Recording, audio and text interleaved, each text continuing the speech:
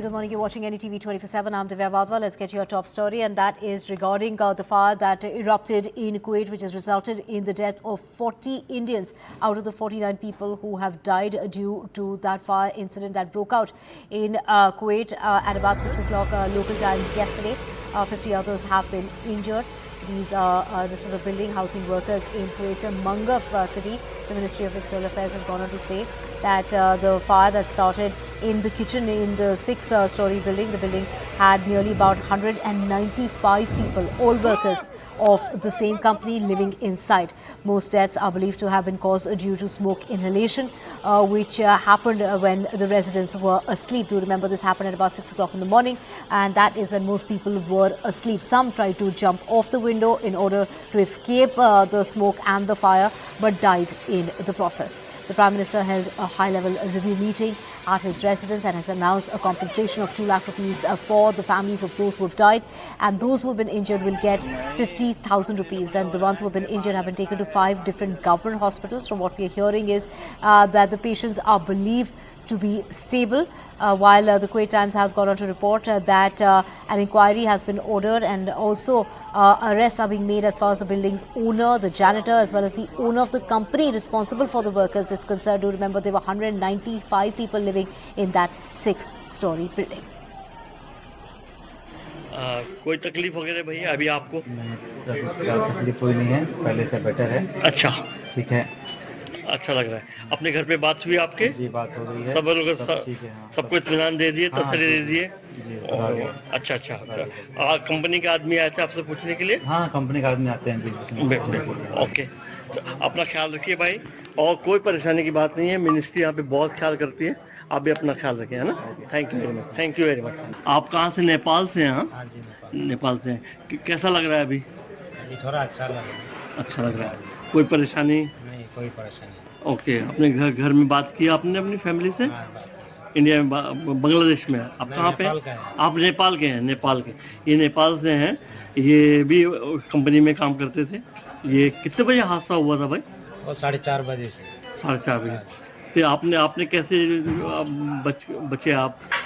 हम तो सुबह आदमी लोग जो हल्ला कर रहा था रोड पे, इसलिए हम ज़्यादा बाद में हम लोग शीशे खोल के बाद में वो जंप किया? जंप नहीं किया, हाँ। वो केबल तार था उसमें बांध के। अच्छा, केबल तार।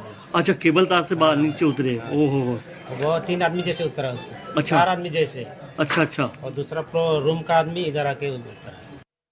See, we had a meeting last night with the Honorable Prime Minister, and that's the last update we have about this very sad tragedy. And the rest of the situation will be cleared the moment we reach there. The victims are mostly burn victims, and some of the bodies have been charred beyond recognition. So a DNA test is underway to identify the victims, and Air Force plane is on the ready, and as soon as the bodies are identified, the kin will be informed, and our Air Force plane will bring the bodies back. The latest figures that we had last night, the casualty figures are around 48, 49, out of which 42 or 43 are believed to be our countrymen Indians. We have my colleague Vishal joining us to get us more on this. Vishal, we just heard the news that the bodies are beyond recognition. Some of them have been charged so badly, which is why DNA testing is required in order to identify the victims. How long does this really take? And of course, this is going to delay the process as far as bringing back the remains of those who have died in this very tragic incident. So, as you mentioned, that will take some time. The MOSMEA, right before leaving for Kuwait this morning, he mentioned that the bodies are burned beyond recognition. So, it will take some time before the DNA is examined and the identification is confirmed. The MOSMEA has also said that the government will reach out to the respective families when the identification is done, and an Air Force plane is on standby to bring the bodies back to India. As we've been reporting, there are at least 40 Indians that have been killed. the number could go up because identification is yet to be done fully. So what we have is this Kuwaiti media reporting on this tragedy. So you can see that they're all leading with the story and saying that the Department of Fire Accidents is investigating the case. And the thing to note here is that the fire started on the ground floor of the building, and it spread because there were lots of cylinders, gas cylinders present in the building, and also there were other metal cutters. So that aggravated the situation.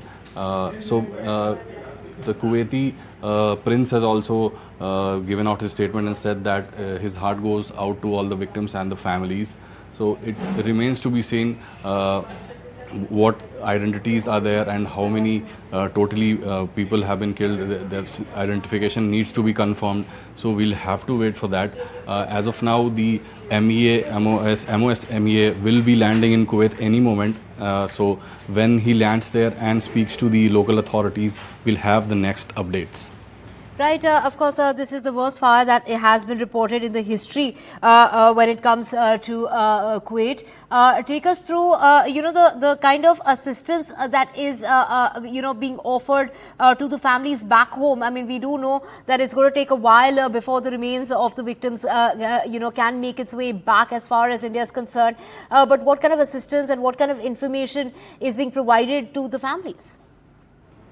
So last night, Kerala CM spoke with Jaishankar and he reached out to him and said that there are many victims from Kerala among those 40 Indians. So reports are saying that at least 25 could be from Kerala, and the reports from Tamil Nadu have said that at least 5 belong to Tamil Nadu. So majority of the Indians belong to the southern part of the country. So the leaders of these respective states have reached out to the center and asked the bodies to be repatriated. So as we mentioned earlier, the MOS MEA is on his way to Kuwait.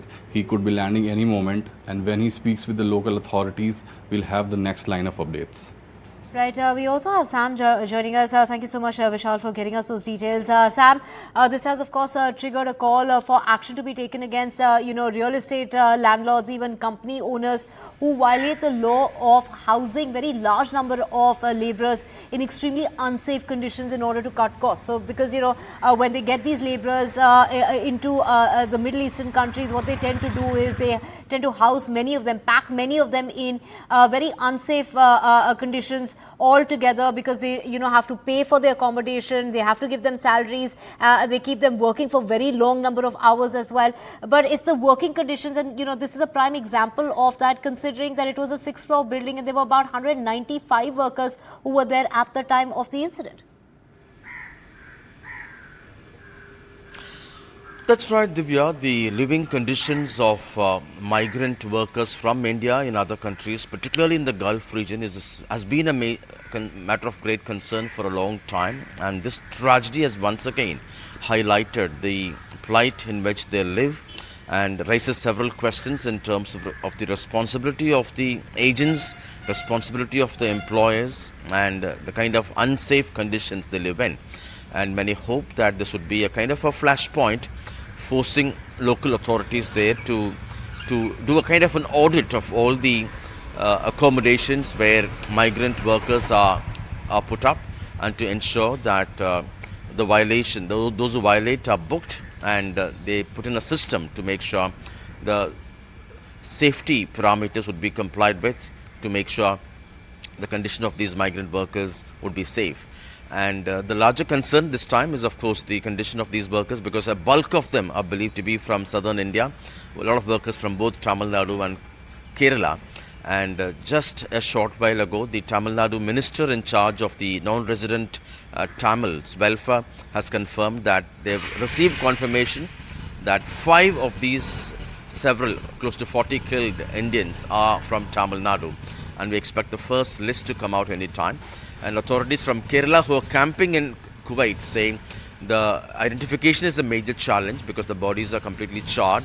They're working in tandem with the embassy, the employers, and the injured workers who could come and identify. And around 8 o'clock local time, in a couple of hours from now, they expect the first list to be out. 26, they confirm, are Keralites who are being treated for injuries, They're not too sure about the condition, but their condition continues to be a matter of concern as they suffer from burn injuries. And the local Tamil associations, the Tamil Nadu government says, are also reaching out to the injured members there. And in a couple of hours, both these governments, Kerala and Tamil Nadu authorities, say there will be more clarity in terms of how many from respective states have lost their lives, how many are being treated, and they're also working closely with the central government to fly the mortal remains back and to also to make sure those who are injured would be given the best possible treatment. Right, of course, we will keep tracking this story. Sam, thank you so much for getting us all those details.